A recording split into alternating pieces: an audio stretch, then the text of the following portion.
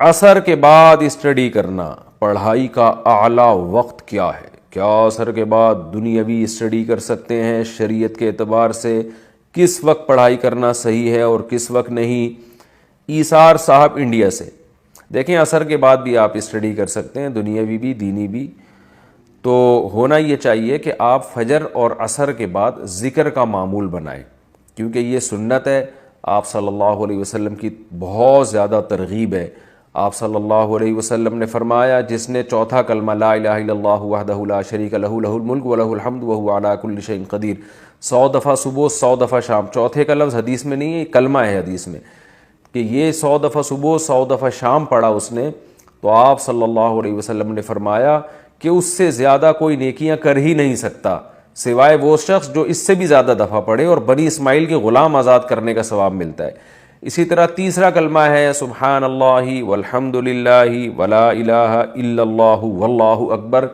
آپ صلی اللہ علیہ وسلم نے فرمایا یہ کلمات ایسے پیارے کلمات ہیں کہ سورج ان سے زیادہ اچھے کلمات پر طلوع ہی نہیں ہوتا، وہ کما قال صلی اللہ علیہ وسلم۔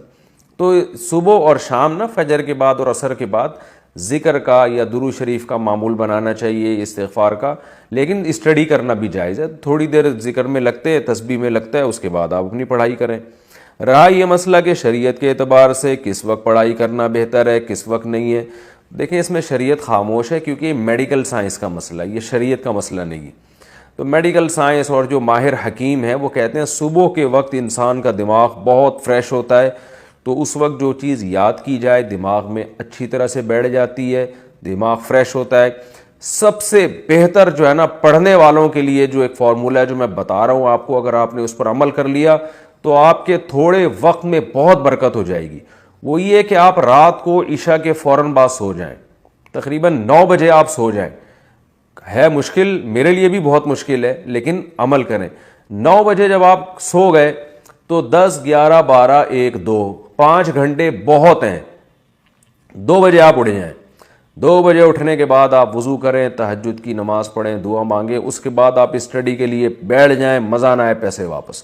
اتنا فریش دماغ ہوگا آپ کا، اور اتنے کم وقت میں آپ بہت اچھا کام کر سکتے ہو، اسٹڈی کر سکتے ہو، آپ جو ہے وہ حافظہ آپ کا اس وقت بہت تیز ہوگا، اور صحت بہت اچھی ہونا شروع ہو جائے گی۔ پھر جب فجر سے تھوڑی دیر پہلے آپ بہت تھک جائیں پڑھ کے، تو فجر سے پہلے اذان کے بعد 10-15 منٹ نیند لے لیں، جیسے کہ نبی صلی اللہ علیہ وسلم کی سنت ہے کہ آپ فجر کی اذان اور فجر کی نماز کے دوران تھوڑی دیر آرام کیا کرتے تھے، تو اس سے آپ اور زیادہ فریش ہو جائیں گے، ہٹو بچوں سے بھی اوپر کی چیز ہو جائے گی۔ تو یہ پڑھنے والوں کے لیے بہت بہترین ہے۔ اس کے بعد آپ ناشتہ کریں، جو بھی ایکسرسائز کرنی ہے، ناشتہ کرنا ہے، یہ اپنے معمولات پورے کریں، تلاوت کر لیں، ذکر کر لیں، اور جو ہے جو بھی آپ کے معمولات ہیں۔ اس کے بعد آپ نے کیا کرنا ہے کہ دوپہر کو کھانے کے بعد آدھا یا 1 گھنٹہ آپ نے پھر سو جانا ہے، اس کے بعد پھر آپ رات تک فریش رہیں گے۔ تو پڑھنے والے آدمی کو فریش دماغ چاہیے۔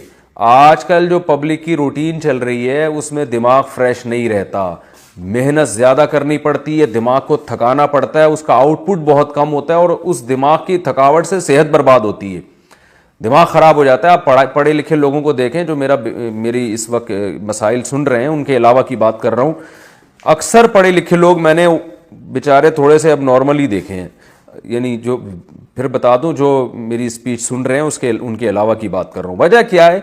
وہ دماغ کا اتنا غیر ضروری استعمال، اور تھکے ہوئے دماغ کے ساتھ پڑھتے رہتے ہیں، کھانا کھایا ہوا پھر کتاب لے کے بیٹھے ہوئے، تو وہ پیٹ بھی خراب دماغ بھی خراب۔ تو یہ جو میں نے آپ کو روٹین بتائی ہے بڑی خاندانی قسم کی روٹین ہے، اس پر عمل کریں، مزہ نہ آئے پیسے واپس، انشاءاللہ بہت فائدہ ہوگا، انشاءاللہ بہت زیادہ فائدہ ہوگا۔ پڑھائی زہر لگتی ہو تو دل کیسے لگائیں؟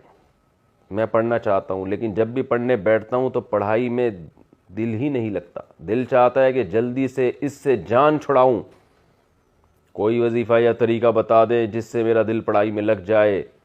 راول پنڈی سے ایک صاحب نے پوچھا، نام نہیں بتایا۔ دیکھو جناب، آپ کو جب پڑھنے کا دل نہیں کر رہا تو وظیفہ پڑھنے کا کیسے دل کرے گا؟ آپ کو اگر ہم وظیفہ بتائیں گے تو جتنا ٹائم وظیفہ پڑھنے میں لگاؤ گے اتنا کتاب پڑھنے میں لگا دو بھائی، باقی اللہ سے دعا مانگا کرو۔ اگر پڑھنے کا آپ کو سمجھتے ہو آپ کے دل میں پڑھنے کی اہمیت ہے تو دیکھیں کوئی بھی کام شروع کرنا مشکل ہوتا ہے.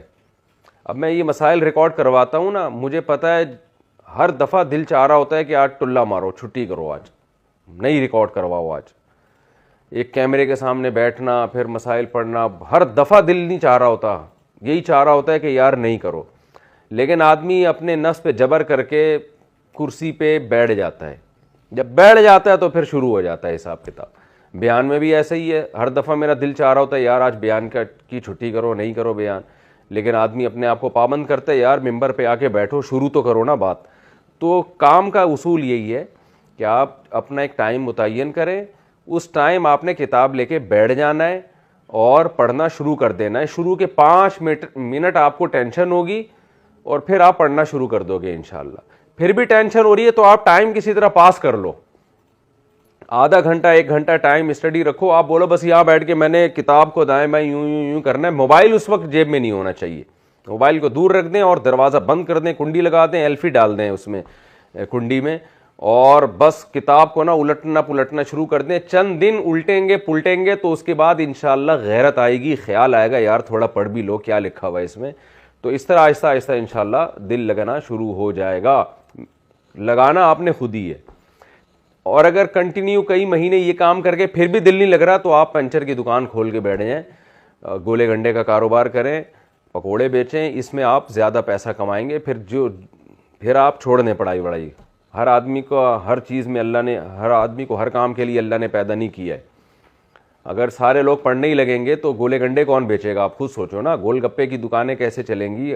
پڑھے لکھے لوگ بھی تو گول گپے کھاتے ہیں نا, تو گولے گنڈے کھاتے ہیں, گول گپے کھاتے ہیں, پکوڑے کھاتے ہیں, تو وہ دکانیں کیسے چلیں گی؟ تو اللہ نے کچھ لوگوں کو پڑھنے کے لیے پیدا کیا ہے, کچھ لوگوں کو کاروبار کے لیے پیدا کیا ہے, کچھ کو پکوڑوں کے لیے پیدا کیا ہے, کچھ کو گولے گنڈوں کے لیے پیدا کیا ہے.